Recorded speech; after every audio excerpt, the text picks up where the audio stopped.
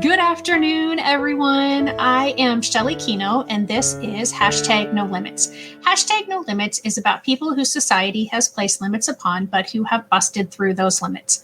Ophelia says in Hamlet, "We know who we are, but not who we will be." And I believe that to be 100% true. And I believe that there is no better example of that than the caterpillar turning into the butterfly. The caterpillar literally dissolves into its cells, and then it reforms into the butterfly. In the cocoon, then, it has to struggle to fight to get out of that in order for its wings to be strong enough to fly. That can't be an easy task, but then neither is busting through those limits that society places upon a person. And today, I have a newly published, best-selling author. I just got to tell her about the fact that she was a best-selling author. She didn't even claim it yet. Her book has been out for a week today, right? It released on April 5th. Yep, yes. A week today. Yes. So my guest today is Kate Swenson, and we will get to her in just one more second. I just want to remind anyone, if you are watching us live, to give us a hashtag live and tell us where you're watching from.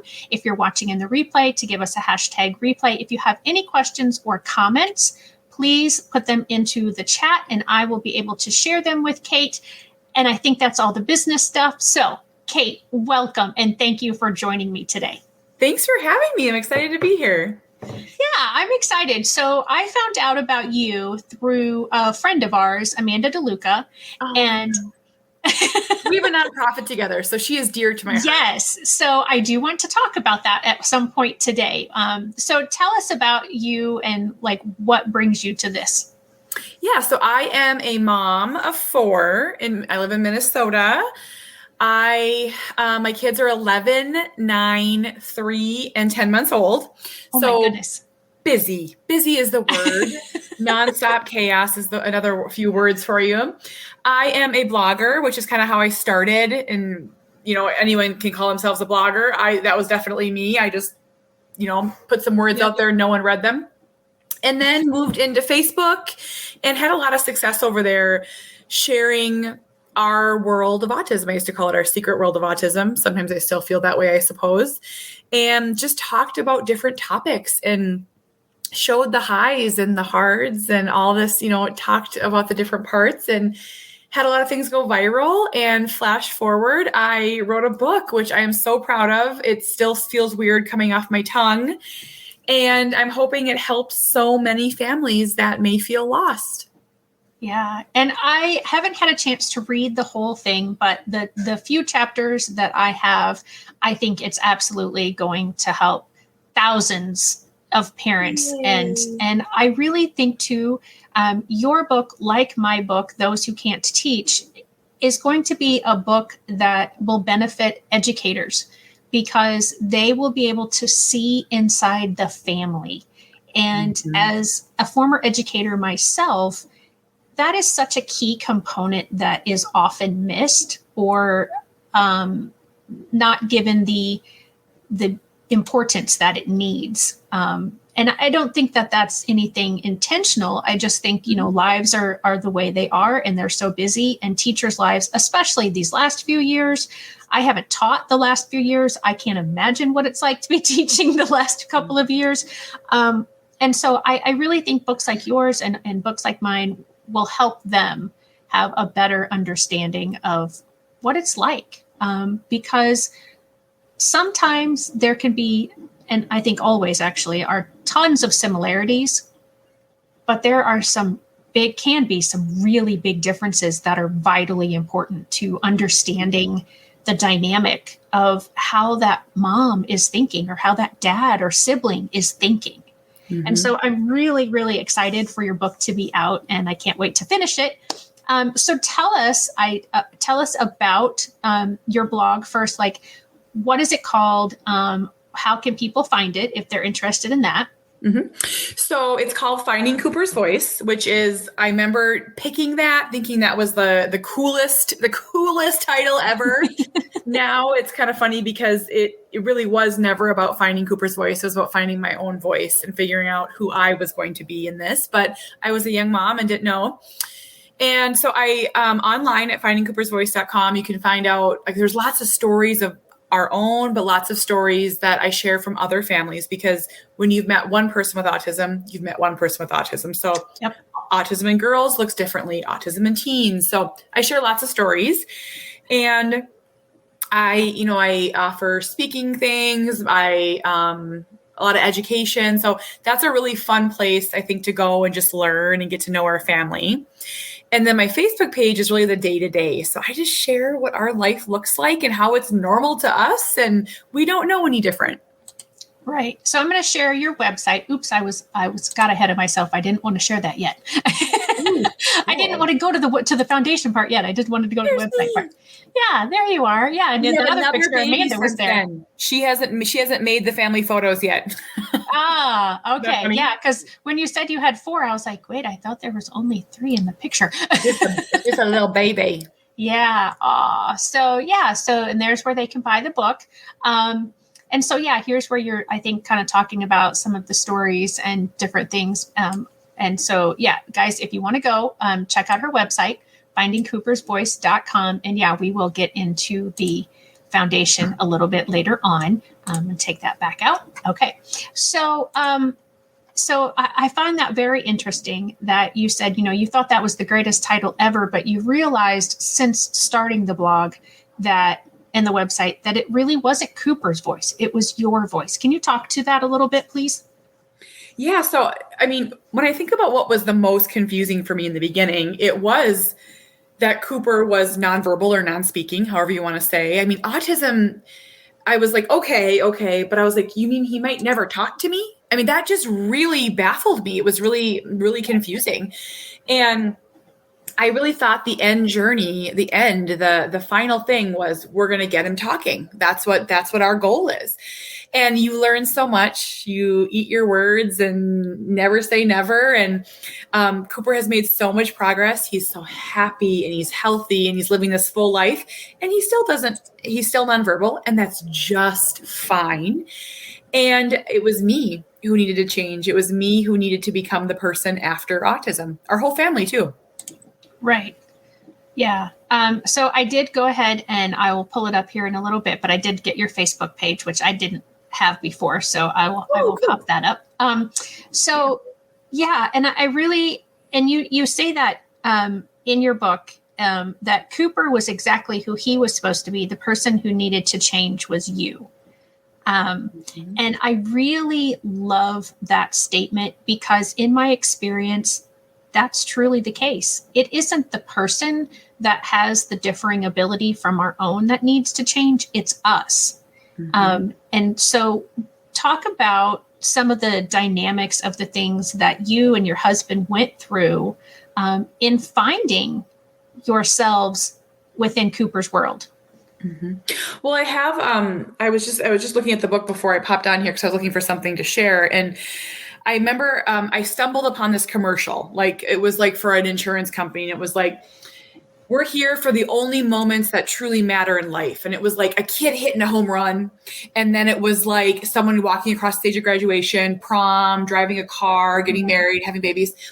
And I remember being really angry because I was like, well, if those are the only moments that matter in life, because that's what we're telling people, where does my sweet boy fit in? And he right. matters just as much as anyone else in this world. And he may never do those things. Right. But we were young parents and we had expectations and plans for our life. We were going to continue to travel and we were going to camp and boat and do all these things. And we couldn't do a lot of them. A lot of the things shut off that we wanted to do, just they weren't safe for Cooper, or he couldn't handle them, or so many reasons. And it was a lot of stress on our family for a lot of years. We still have it a little bit. Like I don't sugarcoat things. It's, we still split up a lot and take turns, but we're definitely figuring it out. And that can be a long, hard journey for families. Yeah, absolutely. And Cooper is your oldest, correct? Mm-hmm. Mm-hmm. Yeah. And so, being a first-time parent, I have only had one child, so I was only a first-time parent ever. I was never, after that. So I know I had lots of concerns. I was finishing up my special education teaching degree when I was pregnant and when she was young. And so there were lots of questions that I had. And she ended up that she had a very minor speech delay. And she overcame that eventually and now never shuts up, and she's 22. So if she's watching, sorry, you know that I think that about you, but love mom. Yeah, love you, love mom. But yeah, and so and I don't want you to, I know some of these things are in the book, so I don't want you to tell what is everything in your book, but if you can kind of speak to like, what sort of things, you just talked about that, you were planning on doing all these things after you got married and you had kids, and some of those things didn't work out. So like, what sort of feelings did you have? What sort of was the moment, or maybe there wasn't a moment where you were like, oh, this child is not the same as this child? Mm-hmm. Yeah, definitely. So Cooper, everyone's story is different, but Cooper was absolutely born autistic from the second I looked down at him. I didn't know the word yet. I wasn't in my language, but right away I could tell that he was a little bit confused about what to do with this world. Like he was like, eating was hard and sleeping was hard and relaxing as a newborn. My most recent baby, for the first 2 weeks, she slept 23 hours a day. She was like, oh my gosh. Yeah. Out to the world. And, all those things were hard for Cooper. But I was a first time mom. So I was met with a lot of like opposition, like, calm down. He's just a colicky baby, calm down. And, I remember calling my mom being like, he doesn't sleep. And she's like, yes, he does. And I was like, no, he doesn't. And he doesn't. But it really started coming out when I started joining in like other mommy and me groups and play groups and those sort of things. And you can line up kids in a row that are all the same age, and, one isn't like the other. And the differences are quiet at first because our kids are little and, little meatballs. But then as they get bigger, they're not so secretive anymore. And it's very obvious. And for me, it was just such an evolution because I was saying we needed help, but no one was helping us. And we just lived in this in-between space. Is he autistic or is he not, for so long? Right. Yeah. Mm-hmm. And that's very interesting that you talk about, that you were asking for help. You felt it in your mom gut that there was something. Yep. And you were asking for that help. And yet there, you as the parent he is your whole world. Yes. Every one of your children are your whole world. And when we go into the schools, when we go into the medical professionals, they have thousands maybe of other people's children. And so they don't put the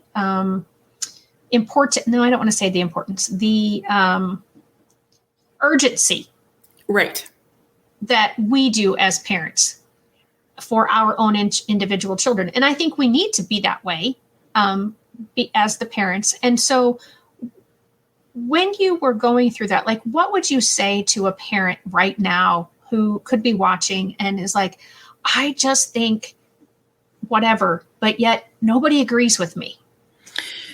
Keep pushing. Keep speaking up. Be the squeaky wheel.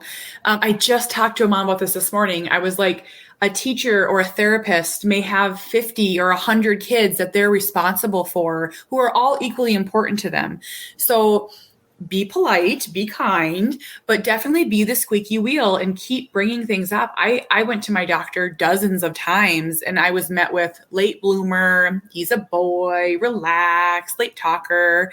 I just took it in my own hands and I made the appointment to be evaluated for autism myself, which was hard. It was a hard step to take. Yeah. Good thing I did it.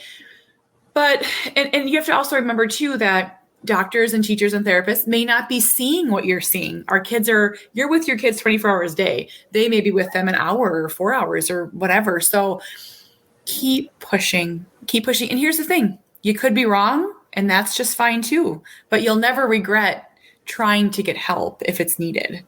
Right. Yeah. And I I totally agree with that. And I hope that as a former teacher that I listened to the parents of my students. I think I did. I know I had great rapport with all of the students' parents, but yeah, I mean, it is difficult. And as an education consultant now, I try to help parents understand from the school side of things that when you as a parent come in and say to us, well, do this, do this, do this, do this, it's like if somebody comes to you in your parenting and says, do this, do this, do this, do this. It's not comfortable. No. You don't like it. You don't necessarily want to hear that advice. Yeah. But sometimes we still need to listen to those other voices. And I think as educators, we have to be very careful that we don't shut parents out completely and never take their suggestions. And as parents, I think we need to be more empathetic in our approach, maybe, because I think the approach probably has a lot to do with how that suggestion is received. Has that been your experience at all? Oh, yes. Kindness is yes. I had a teacher say to me, so Cooper did a 3K and 4K autism program, a lovely teacher. She's in my book. She's just a wonderful teacher and was so kind to us. And I remember her saying to me, I think, and she said this, I think teachers should get some sort of grief counseling or coaching on how to tell a parent that they think that they're seeing something. And because she's like, it's so hard. She's like, we're met with anger, we're met with emotion, and we don't get any training on how to do that. And I can imagine that that's very hard. Yeah, that's an excellent point because, a lot of times, like in your situation, I think, you were the advocate. And it was known to you before getting into the school system. But yes, there are those opposite situations where the school recognizes something and the parent doesn't. And so having those difficult conversations. But even in your situation where you knew going into the situation that, going into the school environment that Cooper might need things to be done differently than somebody else. Does he have an IEP, an individualized education program? Oh, yes, absolutely. Cooper's in a level 3 federal setting at our school district. So he's in a class with 5 other kiddos on the spectrum. Yes, definitely has an IEP. And he works a lot he is learning like some sight words and math and that sort of thing and doing very well. But he also works on other things like just sitting and listening and being involved and some of those other things that aren't necessarily educationally focused, but just as important for him. Right. So when you go to those IEP meetings, and again, you came into the school environment knowing that he would need things differently. And you've said you had a good team. So I hope that this is a positive answer that you'll give. But how have you felt when you've been in those meetings? So I will tell you, like in the book, so we actually left kindergarten. We had a really hard, awful experience in kindergarten. It wasn't the right setting for him. And no one would just say that. So they were trying to make a square peg fit into a round hole. Mm-hmm. And I felt really alone and isolated. This was years ago. I was just like, where do I turn? What do I do? And taking that step off the path of typical education is really hard. I mean, it's like lonely and school districts are big and scary and it's hard. Right.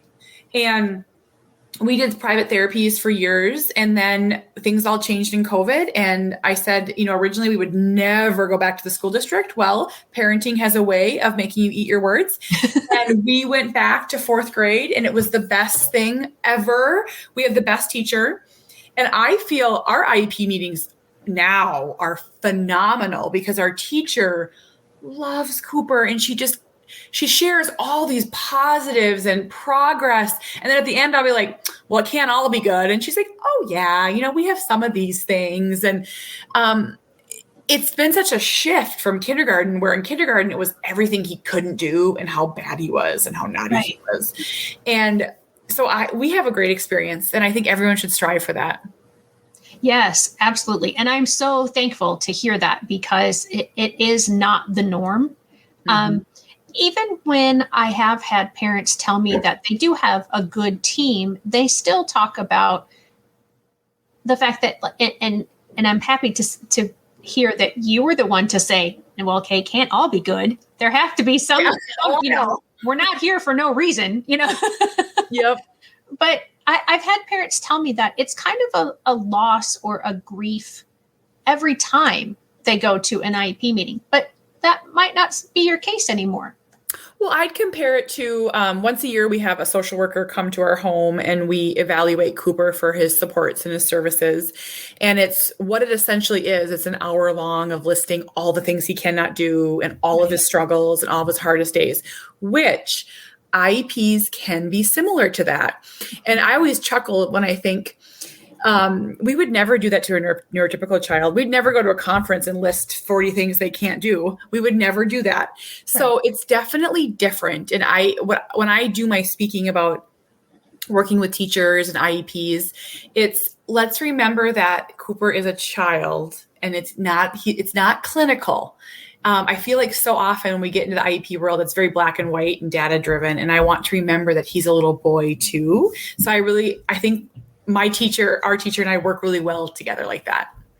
Yeah. So can you give us some other tips for how you make that relationship so collaborative and maybe even, I don't want you to give away that, everything that you would speak about at a speaking engagement, but just to share a couple of things, because I know that there are too many parents that do not have that positive relationship with their team, and they do struggle and they have anxiety before going into meetings because it is going to be contentious in a lot of situations. Yeah. So the best thing that we do is we have a communication log that goes back and forth every single day. And you can put that in your IEP. And we do that for a few reasons. It's not like he went to the bathroom and had chicken nuggets for lunch. It's like today we celebrated Abby's birthday. So when Cooper's home, I can say, did you have a birthday party today? And he's like, yeah.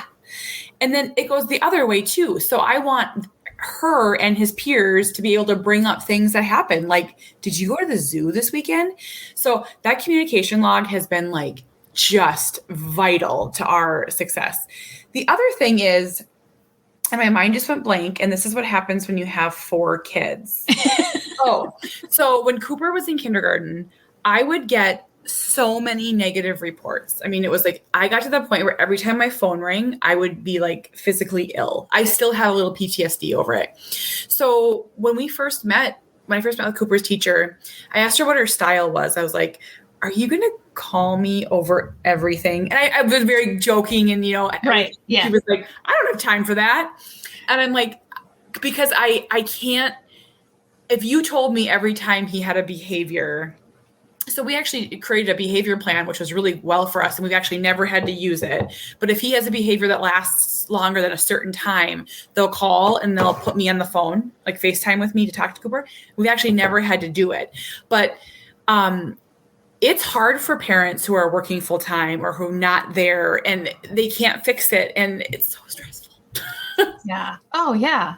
Yeah, absolutely. So let's talk about your other kids. And then because they are just as important in your life as Cooper. So I want to make sure that we give them their due time.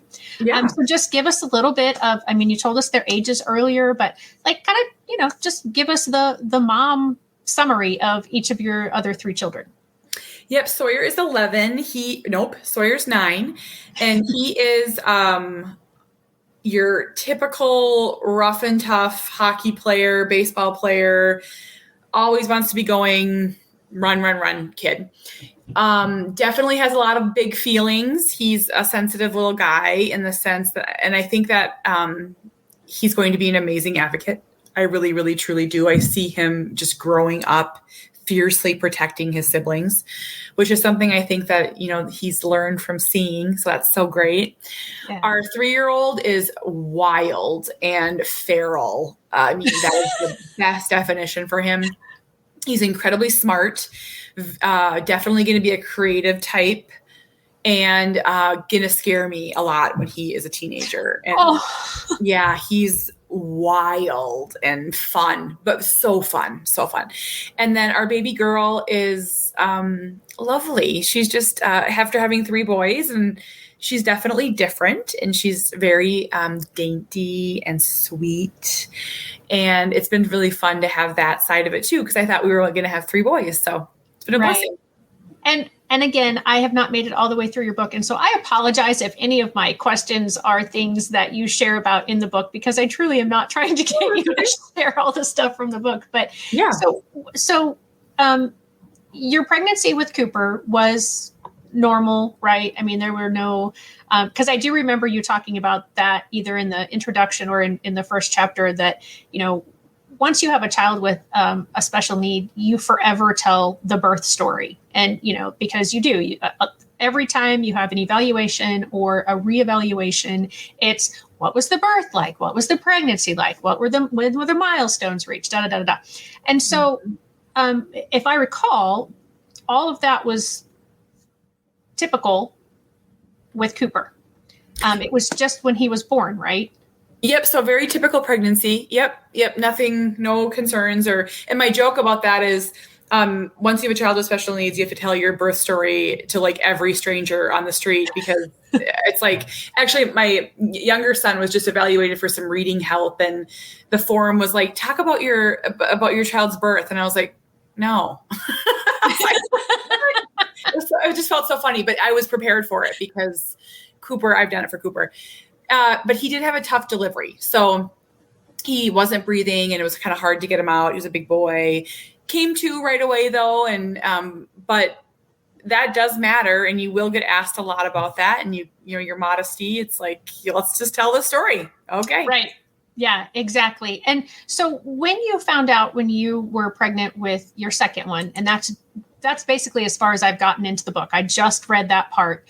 And you were scared.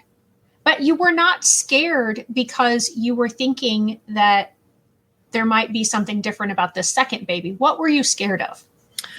Yep. So Cooper was not diagnosed, and we just at that time thought he was a challenging little boy. So I was not in any way afraid of autism or afraid of anything like that.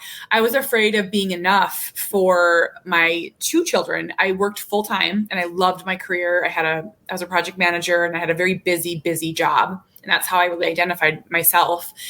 But I was starting to have to miss work all the time for evaluations, and he was getting kicked out of daycare, and daycare is hard when you have a child with special needs and all these different things. And I spent a lot of my day like making phone calls and advocating, and, so I was like, I can't fit another little human in here. I don't know how to do that. So I was very afraid.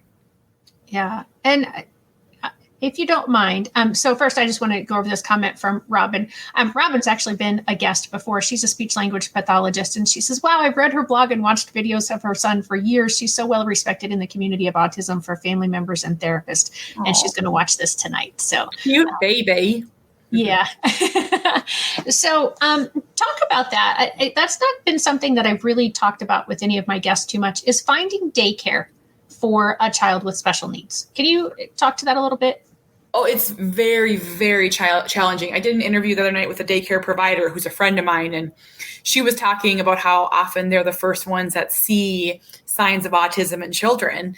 And we had Cooper, and he never slept. So that was hard. That's hard on daycares, because I think so often, I always give daycare professionals, I'm like, you guys are awesome. You get all your kids on a schedule, you get them sleeping, you get them fed. Well, Cooper has never followed any schedule. Sometimes he's up at 3 a.m. Sometimes he's in bed at 4 p.m. You never know from birth. So we had a really hard time. And eventually after age 3, no one would take him anymore. He just, he couldn't do it. He just couldn't do it. He needed 1-to-1. So thankfully we were able to get a 3K program and then another autism program to line up. So we were able to keep working, and it went like that till he was 5. Okay. Do you mind explaining what 3K is? Because that's not a term that I'm familiar with in Southern Illinois. Oh yeah. So we have, our schools in Minnesota, we have, preschool and then so it's a 4K program and a 3K program. And if your child has special needs and they qualify, they get to go. So Cooper actually started in the school district at age 3. Oh, okay. So it's just what we would call like preschool or maybe even early intervention here. So it's just the K was throwing me off. Oh, yep. So, okay. Thank you for explaining that. And so sorry, I kind of skipped ahead. I had asked you the question about the births of are the pregnancies of all your other children. And then you gave your second one. And then I didn't ask you about the third and fourth pregnancies that you had. Were you anxious in those pregnancies as well? Or was there, what was the feeling like then? Yeah. So my husband and I, we definitely went through lots of discussions about having a third baby, just because Cooper's needs were so significant. And there were lots of feelings that went into that. We wanted a baby very much, and we'd love whatever baby we got, and undoubtedly. But if we had another child with special needs, would we be able to give the attention to 3? What pressure would that put on our neurotypical son? We went through every angle. We just talked it to death. And then eventually we just went for it. And we had 2 more children, and obviously the best thing ever. So people ask me all the time. It's probably the most common question I get. Should we have more children? And I'm always like, I love babies. That's my answer. Well, and I think that's interesting. And that just brings up the point that when you have a child with a special need, it changes how you look at the whole world. Yeah. Yep. Every aspect, job, career, marriage, relationships, all of it. Yep. Yeah. Because you now have to consider things differently than, like I said, it's not that we didn't want more children. We just were never able to make it happen. And, but I never thought about, well, if the second one comes along, what's that going to be like? It was just, let's have a second one. Yep. And that was as much thought as we put into it. And so I want people to understand that's one of the reasons for this show, is for people to have a better understanding of what life is like and how it is very rewarding. It has challenges, but it is very rewarding. And to understand and to appreciate the differences between families, but also, again, to appreciate those similarities. Mm-hmm. And, I think sometimes we don't provide enough empathy when it comes to our interactions with the family members, and most especially the child or the adult with the disability. And I keep switching back and forth from disability to special needs. And I hope that neither of those terms is offensive to you in any way. Okay. I know that there's some, conversation in the community of what is the good term or a not good term. And I've heard them all. So just trying to, be respectful in all areas. So yeah, that's kind of the idea of the show. And so, what was the reason, or did you have multiple reasons for writing your book and doing your blog? And I mean, I kind of gather that they're probably the same as mine for having this show. Well, for me, I wanted to find other families like ours. We felt very isolated and very alone, because, when we went to the park, there weren't other families who had kids with severe autism. There weren't, we weren't doing things that other families could do. So it was really hard. And by putting our story out there, I was able to build a community of people just like ours. And then as my page got bigger and reached more, I created a supporter group, which was a small group. And it's a paid supporter group on Facebook. And that's actually how I met Amanda DeLuca and a lot of these moms, because we just wanted a safe space to come together and talk and ask questions. And now it's filled with teachers and therapists and grandparents. And it's a beautiful place, shame-free, judgment-free, wonderful. And then the book was just kind of the natural progression. It's like, how do we put all this in one place for someone to pick up and not feel so alone? Yeah. And I what you just commented leads into another thing that I had written down, is that you talked about when you would go to the parks and to the play dates and to the birthday parties that, you felt alone. And you say in the book that you weren't ever excluded, but you weren't necessarily included either. Mm-hmm. So can you talk about that and give, some suggestions or some tips to those people who think they're being inclusive because this person has attended their child's party, or they are at the park with these people, and kind of talk about exactly what you're meaning there by you were never excluded, but you weren't necessarily included either. Well, I think families like ours can do a lot more if we have just a few tiny modifications. It's not like we need big drastic things. And, one of them that I always say whenever holidays come around is let us host. And that can really kerfuffle some feathers in families because, Aunt Karen always does Thanksgiving. Well, then the Swensons can't come. And that's, that can upset some people and there's some hard conversations that have to happen. But, Cooper's not safe at other people's houses and he can't relax there and we can't relax. And so I always think if you can, reach out to a family with special needs that you want to have, like we have a really good group of friends now and we always host in our front yard. Cooper's comfortable here, but if they host, we can only go for maybe a half an hour. And sometimes that is the way it has to be, but sometimes it doesn't. So to be inclusive is to really ask what works best for everyone, and we'll gladly share. And if it works, it works. And so that's your biggest thing, I think, is that the other families ask rather than always making you have to say or offer the suggestion. Yeah. And some friendships have slipped away because of that, or some things because we just can't. The thing is, we really just can't go. We just can't. And we're so thankful then when people want to know what works for us. It's really just a wonderful breath of fresh air. Yeah, that's a really interesting point because I'm thinking about interactions that I've had. I do have a couple of family members, one that I grew up with, and one who is now much younger than me. And I'm wondering, how much, even though I've always thought I was inclusive, was I really inclusive, mm-hmm. in that sense of, did I ask, well, what's going to make this person and the family comfortable, and what's going to make it so that, because we do love our family, we do want to be with them, and the same, for you, I'm sure that you want to be with your family, but you have to put Cooper's priorities first. Mm-hmm. Mm-hmm. So let's just talk for a few minutes about him as the oldest sibling, and then how he and his siblings all interact with each other. You said your second, you can see is going to be a great advocate for all of his siblings, not just for Cooper. But so just kind of talk about how they all I mean, I know they can't interact much with the 10-month-old yet, but or she doesn't interact much with them. I should say it that way. I would say their relationships are definitely a work in progress and definitely developing. For a lot of years, Cooper and Sawyer just lived very independent lives. They were like two ships in the night because Cooper doesn't play typically, has no desire to. He does his own thing and he's happy that way. Sawyer's a rough, tough sports kid and video games, and so two very different people. Now that they're 11 and 9, they definitely interact more together, especially at night. They sleep in the same room. So all three of our boys share a same room by choice. And that's a really beautiful thing. Harbor, our 3-year-old, he kind of forces people to play with him.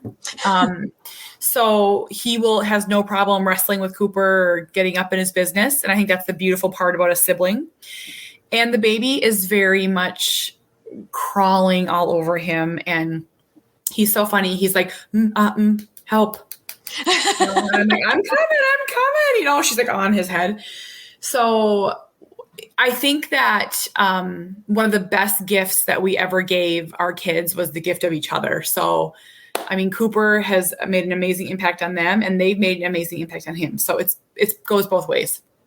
Awesome. And so you just did some sign language there. And so is Cooper verbal? Is he paraverbal? It doesn't sound like he's nonverbal because he sounds like he has some words. He's nonverbal on paper. So like if his diagnosis is still nonverbal, but he has like 20 or so words. I'm not sure if anyone else would understand them, but he has 20 or so words. He uses a speech device. He is very conversational with gestures and sounds, very animated, and not hard to understand, if that makes sense. He can definitely get his point across. So, which is great.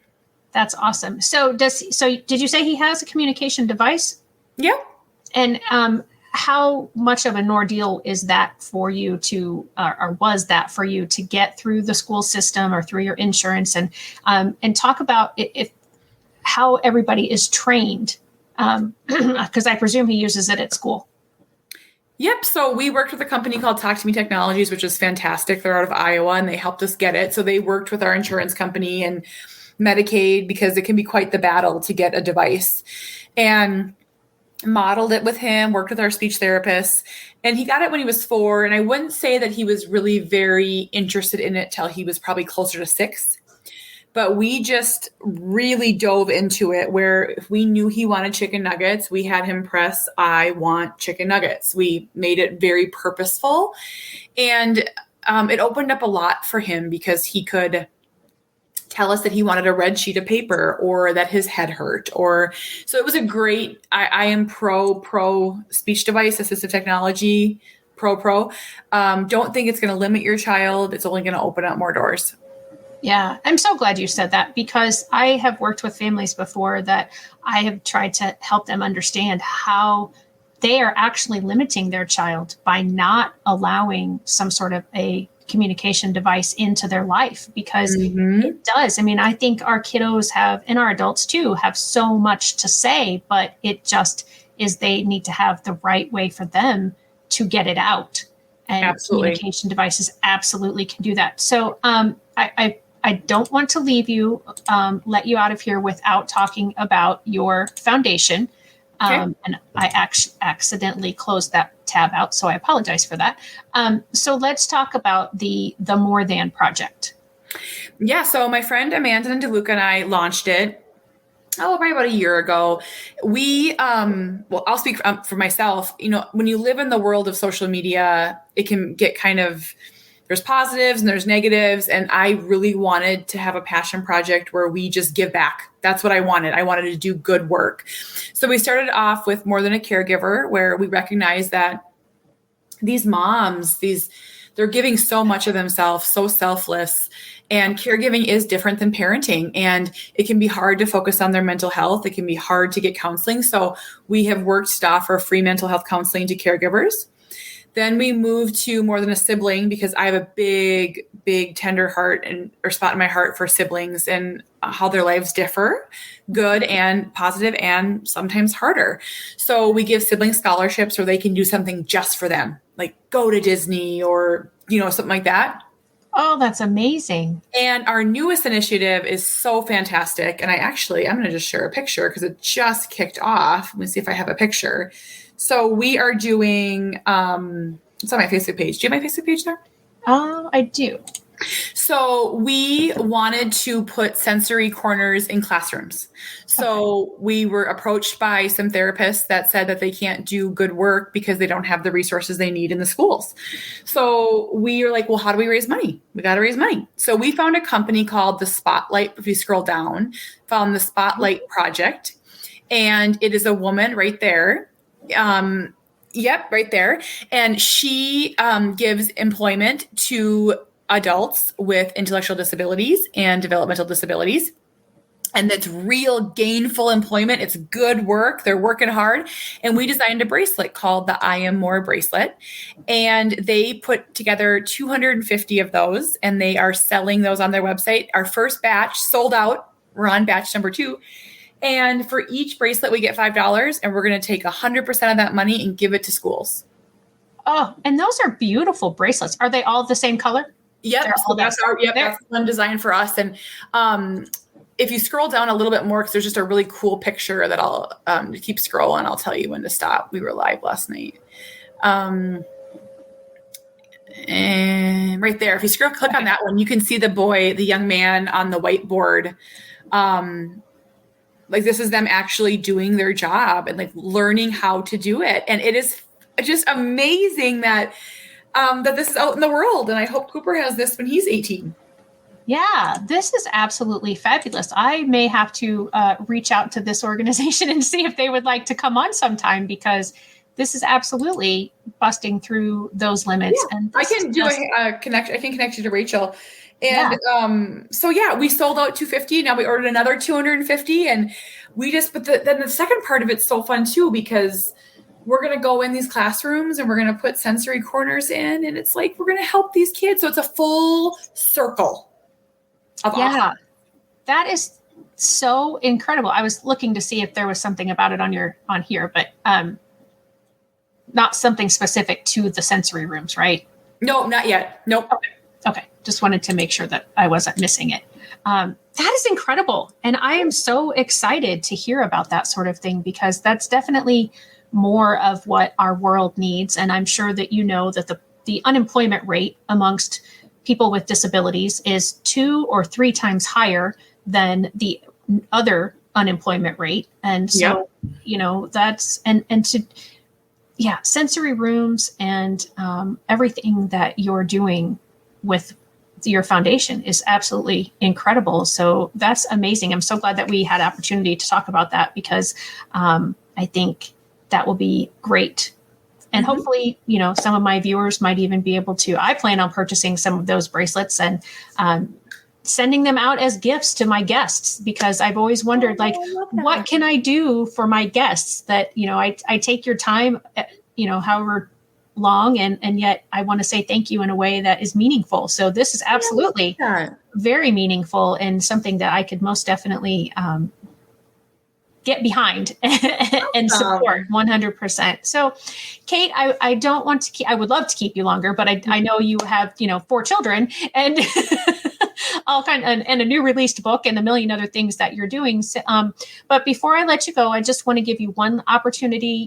If there's something that you absolutely wanted to say today that you haven't had opportunity to say, or I didn't ask you a particular question that you wanted to talk about, now is that opportunity to do so. Yeah, I would just say that, I think this book is, really for anybody. It's a lifeline for families. But I also think if you are working with people with disabilities, if you are interacting, this can really just give you a glimpse into life. And it's not a clinical book. It's not a diagnosis book. It's a very easy read. And I think this is how we move the needle from awareness to acceptance, is by reading these stories. So I'd be so honored if you grabbed a copy of it. Yeah, absolutely. And like I said, I have my copy. I just haven't had an opportunity to get through it all the way. And I so appreciate you being here today. Once again, I will pop up your website. So if anybody wants to check out your website, it is findingcoopersvoice.com. And then here is the Facebook page, facebook.com/Finding Cooper's Voice. Thank you. And they can purchase the book through your website, but they can also purchase it. Amazon. Okay. Yeah. It's out there everywhere, right? Yep. Awesome. So again, thank you so much for being here. Thank you to my audience members who participated. Robin, thank you for your comment. And I so hope that you all have a wonderful week and happy Easter. And we will see you next week.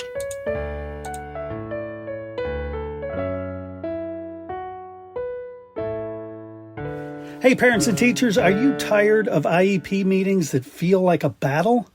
Let's put an end to the tension and create a collaborative, calm, and respectful environment together.